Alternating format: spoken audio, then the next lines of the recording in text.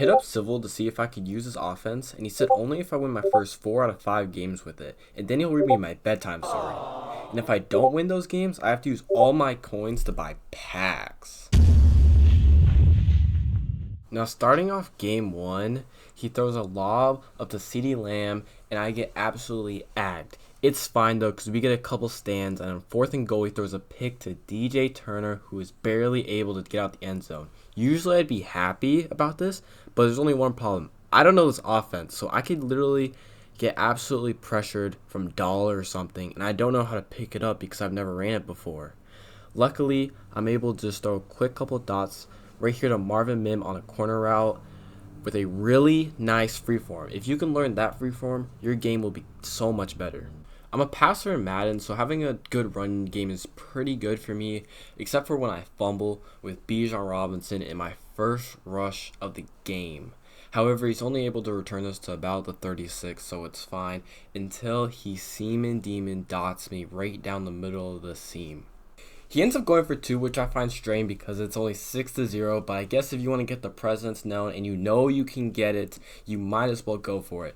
Back in offense now, I throw a flat to the shifty Rob Gronkowski, and he almost goes all the way until he eventually gets brought down by 3, almost 4 defenders, and we're back into the red zone. 4th and 10, I throw a nice freeform behind Bijan Robinson's head, and I'm just so happy he caught that because usually it'd go right off his head.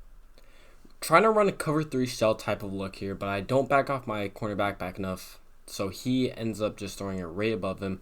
I throw a terrible lurk straight to him, but he pitches it back, and with my luck, Bijan Robinson just doesn't pick up the ball. It was pretty obvious. It bounced off his foot. I guess he just felt like playing soccer, and at the end of the first half, he ends up getting 3 to take us 18-7 lead. Starting off the second half now, and I do similar to what he did on his 2-point conversion. I step up in the pocket, and Cooper Kupp tries his best to not let me in.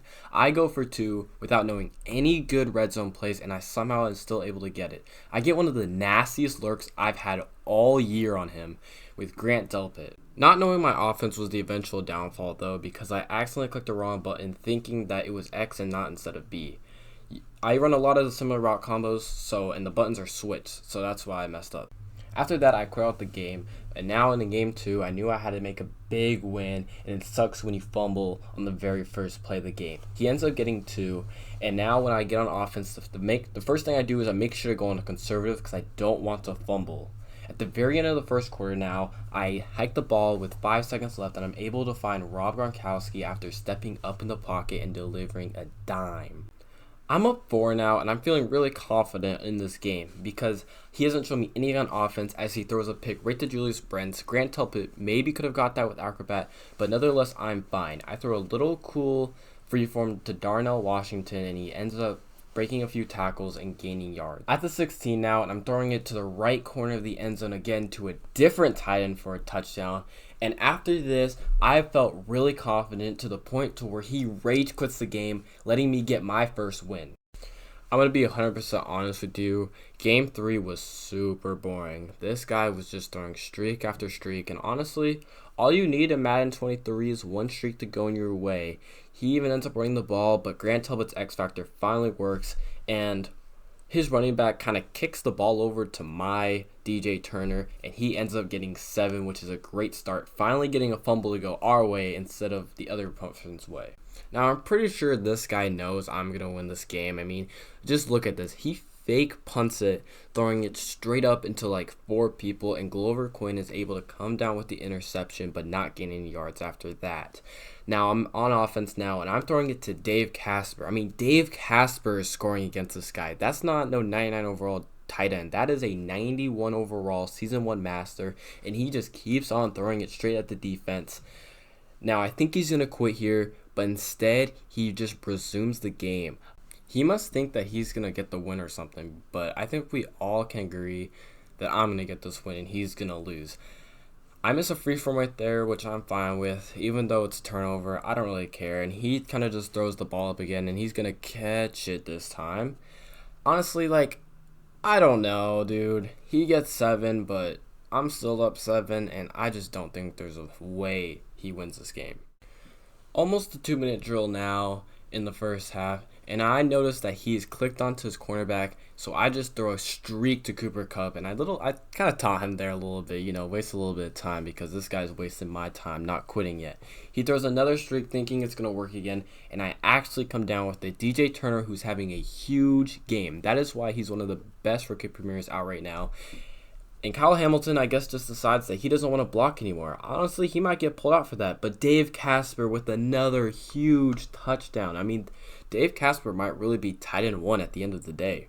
30 seconds left, and I mean, at this point, I was just leaving people open to guard the streaks because we all knew what he was going to throw. 25 seconds left. I'm on offense. Again, blown coverage, cover two. I could have thrown, honestly, Marvin Mims or Darnell Washington right there. I decided to throw Marvin Mims. Kind of taunt him a little bit, tell him to, quit my game. And at the start of the second half, he finally does. I guess that's when the game was over.